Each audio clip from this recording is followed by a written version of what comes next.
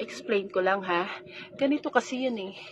Minsan, ang sabi niya sa akin, sandali na lang. Akala ko naman ay sigurado na ako. Handa kong tanggapin ang kanyang oo. Bigla na naman nagbago ang isip niya.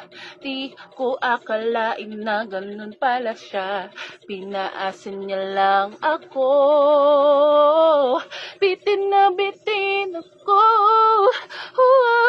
Hindi ko na alam kung makakaya ko pa.